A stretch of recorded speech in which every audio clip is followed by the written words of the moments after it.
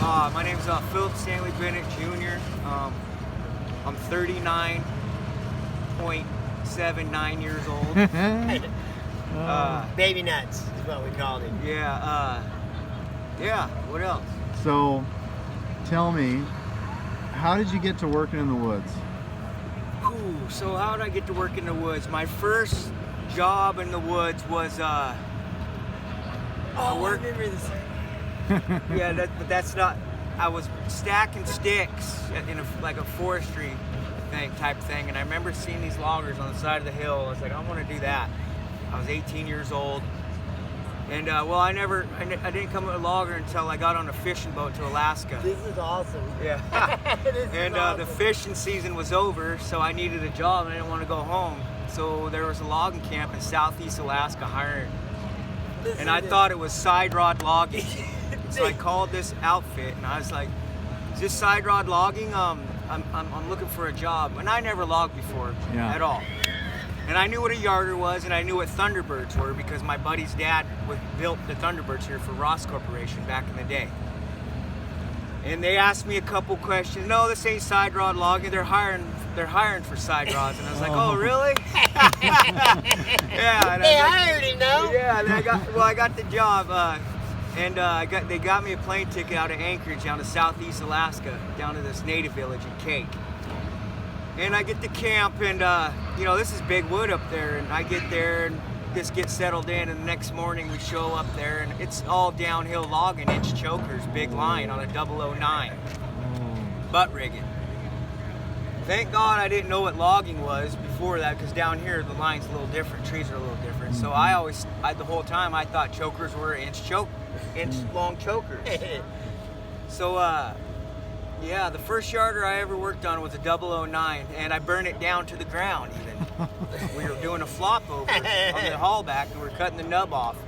And I got down in there, and the tacky loop kept kicking on fire. And the next day we come back, like 29 mile, the cutters were calling. We finally got hold of the cutters, and they're like, "The yarder's on fire, rigging crew, get up here." And we get up there, and lo and behold, the yarder is burning down. Oh no. That unit too. And the shovel, brand new shovel too, Komatsu shovel. No. Yep. So that was my first experience, and then they bumped me over to the little 40 or 45 Thunderbird trailer mount, little guy, 45, yeah, and we lasted all season there. And I came down here and got a job with an old hook tender. I was up there for Kelly Brothers, I think. Yep. Not too cool. Yeah. So, out of the jobs that you've done out in the woods, what's your most favorite? Wow, my most favorite one. Justin Sweeney, we're looking for Justin Sweeney. Are you around? We're gonna move on. I always enjoyed the ones at camp. Those were because they were still big wood. But Alex, that was a really good one too. That was fun. It was steep. It was just me and Alex and another guy. I mean, like 3 guys on that, and we were logging it, and that was a fun trip. That was a good one. I gotta say that was a lot of fun. I was 24 years old, really good shape. So that one really sticks out to me too. Also, that was a fun one of my funnest. And what about like pulling rigging or chasing or tending hook or any of that? Like out of doing those different job titles, out of those, which one's your most favorite? You think? It's probably cut and dry, pulling rigging on a thin. Okay. I love pulling rigging on a thin. How long you been in prison? 2 years. There's something that wouldn't happen to you. Yeah. I love on a thin. I like pulling, Okay. Yeah. I gotcha. Is it because I'd imagine you got to think a little bit more? Yeah. It is fun. Yeah.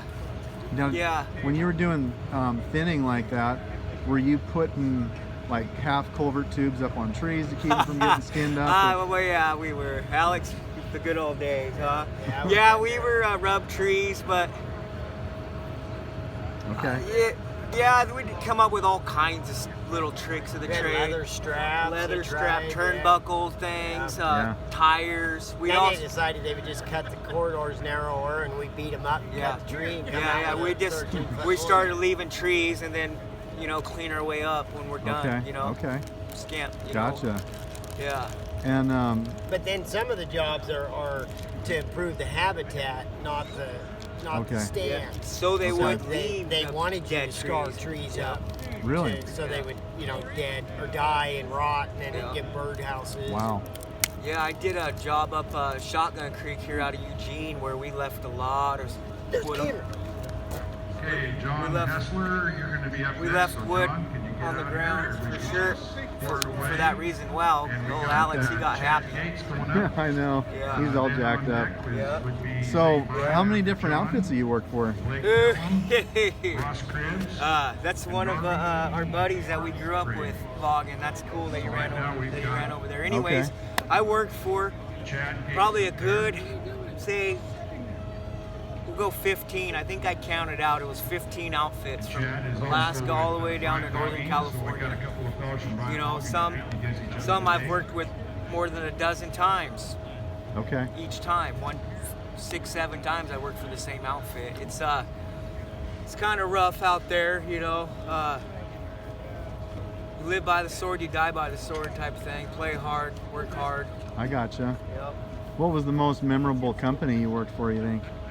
Most memorable company, as in positive or negative? It could be either. I mean, whatever comes to Positive. mind. I really liked working for the Drago brothers. They're really great Okay. people. Really great people. I worked with, and We'll Pete give him a Bailey, couple Skyline minutes to Thinning. He practice was a little bit, get he's the a feel Vietnam for the machine. veteran, you know, and he got out there and he was actually wounded too in combat, and that was something that really I liked working for. Those type of people weren't afraid. Skyline Thinning or Drago brothers, they're one of my favorites. Oh, cool. And how about, best day out in the woods? Best day out in the woods. This one time I gotta say is was up in Alaska. It was on the peninsula on the mainland outside of Ketchikan, and one day we were all working and I was preset. We were on a Bowman on a 50. And I come up to this hollow log, and we're sending it out of the way. And lo and behold, Mama Bear, this is December, she stuffed her babies in this log. Oh. And I sent 3 babies to the landing. Really? Yeah, 3 baby Oh, baby no. bears, yep. And old Mama Bear, she got mad. She got mad. It was a black bear, thank God. If it was, but that's still, you know, that's dangerous. She, Oh, man. yeah, she got all her babies back. The bears didn't get hurt or anything. Oh, good. Yeah. Yeah. What about worst day? Worst day,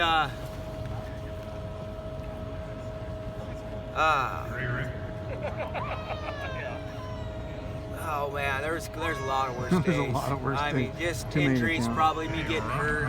I got injured pretty bad. So there's some deaths I've been on, you know, just stuff like that. You know, Yeah. like I just can't, not one day, you know, I went, but for the most part, they were all good days. If I'm Yeah. out in the brush, you know. Cool, man. I look forward to getting back out there too. Cool. Soon. Now, what kind of advice would you give a young person starting out in the woods? Get everything you got. Leave everything you got on the hill every day. If you can walk home or go home and you felt like you didn't leave it all on the hill, you failed yourself. Yeah, that sounds good. But my best piece of advice to give a young person who wants to get into the logging industry is just make sure you really want to do it, because the hardest part about logging for me was getting up in the morning and getting to the crummy. Once you're there, it was good. It's the getting up every day. Yeah, you might be tough enough to log one day or whatever, but every day on the rigging. Yeah. Yep. I hear you, man. Well, buddy, thanks for giving me some of your time, and have a great afternoon. Yeah. Yeah. Oh man.